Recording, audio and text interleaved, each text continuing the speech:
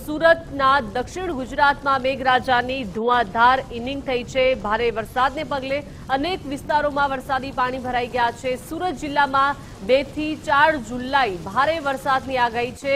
જિલ્લાનું વહીવટી તંત્ર હવામાન આગાહી પર સતત નજર રાખી રહ્યું છે અને નદીઓ ડેમોમાં હાલ ભયજનક સપાટીથી નીચે છે। તંત્ર દ્વારા તમામ ઇમરજન્સી ઓપરેશન સેન્ટર સતત કાર્યરત છે।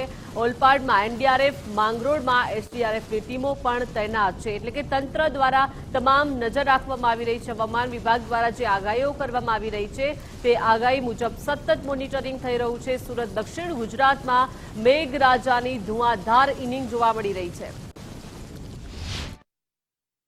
અત્યારે આમ જોવા જઈએ તો કોઈ ભયજનક સપાટી ઉપર કોઈ પણ આપણી નદી કે ડેમ કે જળાશય નથી અને હાલમાં કોઈ પૂર જેવી પરિસ્થિતિ પણ અત્યારે જિલ્લામાં કોઈ જગ્યાએ નથી।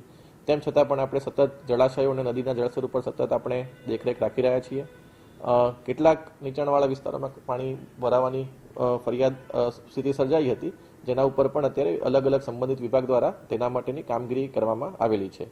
હજુ સુધી કોઈના સ્થળાંતરની જરૂર આપણને પડી નથી। કેટલાક કાચા મકાનોને નુકસાન થયું છે, એ સિવાય કોઈ જાનહાનિ મોટી કે વ્યાપક નુકસાનનું નોંધાયેલ નથી। તૈયારીની વાત કરીએ તો જિલ્લા ઇમરજન્સી ઓપરેશન સેન્ટર આપણું 24/7 કાર્યરત છે। તમામ તાલુકાના કંટ્રોલ રૂમ પણ કાર્યરત છે।